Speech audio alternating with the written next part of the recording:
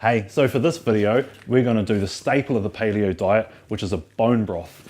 Now, the bone broth is good for bone health and for gut health, and gut health is one of the most important things we're going to do here, okay? So the first thing we're going to do is that I've got these really nice marrow bones here. These are grass-fed and grass-finished bones right here, grown in New Zealand. So I'm going to cut this bag open, and hopefully cut this bag open.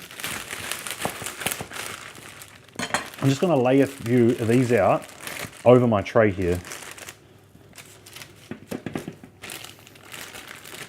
These things are beautiful. Just got them fresh from the butcher today.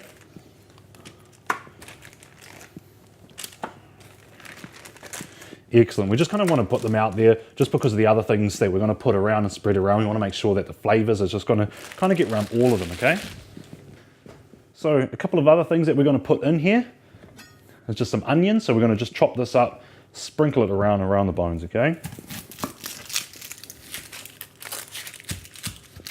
Now remember, with an onion, it's actually this end here that's going to release all of those gases. So if you're a bit of a cry when it comes to an onion, you can just leave that on, but I'm used to it, been doing it for a long time, so I don't mind just cutting it off. Obviously don't want any of that skin in there.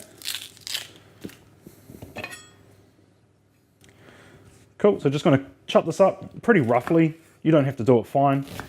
So I'm just going to do that into about 6 different pieces. Same thing with this half. So now I'm just going to get these, sprinkle them over. Just kind of make sure that there's some onion everywhere.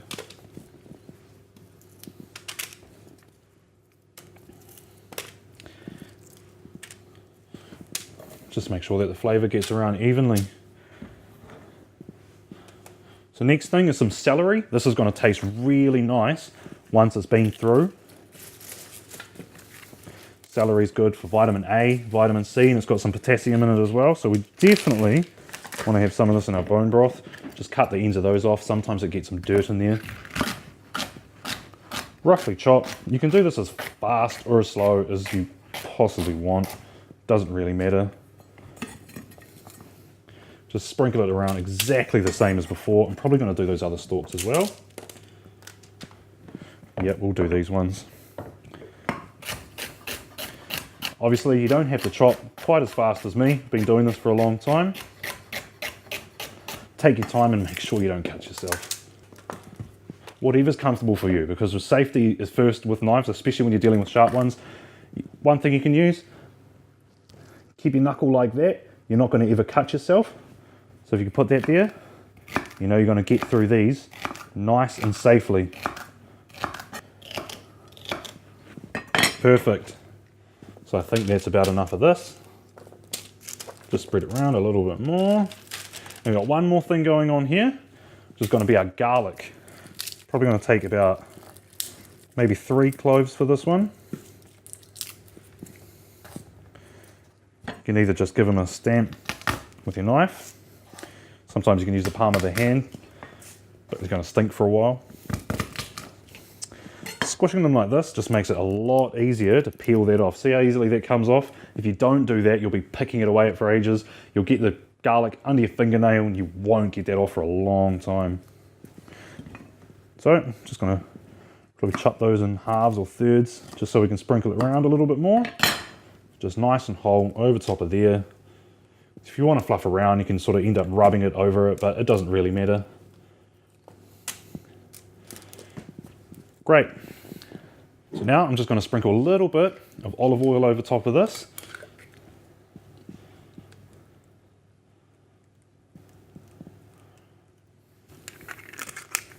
Perfect. So just going to take this over to our oven here. I've got it preheated to 180 degrees Celsius or 350 degrees Fahrenheit. I'm going to pop this in here. And that's going to stay in there for about 45 minutes. Now what that's going to do to our bone broth is give it a roasted flavor. And that's just something you're not going to get if you just cook it straight in your slow cooker from scratch, which you still can do, but we all want it to taste nice, so this is the best way. Okay, so now it's been roasting in the oven, our bones and our vegetables, so we're gonna go grab them out. We're gonna put them in our slow cooker. If you don't have one of these slow cookers, you can just use a large pot that has a lid on it and just put it on the lowest setting you can on top of your stove. So these have been roasting away, it's caramelized, all of that flavor is gonna end up in the end product of your bone broth, okay? Just pop them straight in. Scoop up all your vegetables.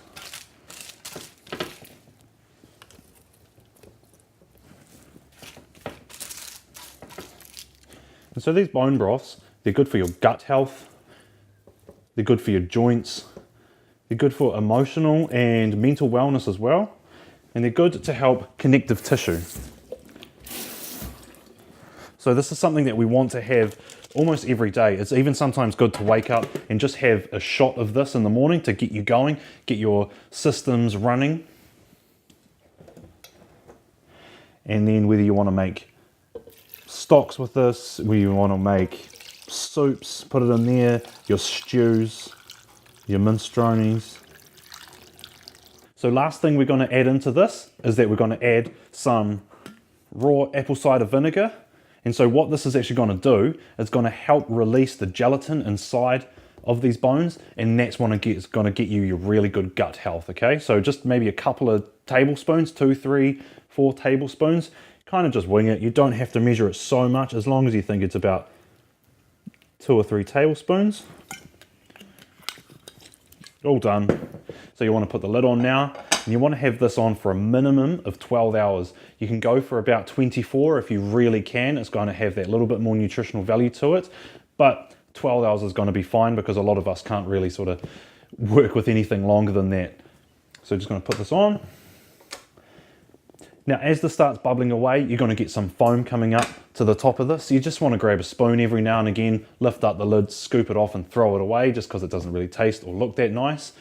So when you're finished, you just want to strain this out, take the bones out, take the vegetables out, get rid of them, strain the water, and that's what you want to keep. And you can just put that into containers. You can freeze it if you want, or it's going to last for a good week or two in your fridge, and you just take it out as you need it, or just use it straight away in something that you want to cook.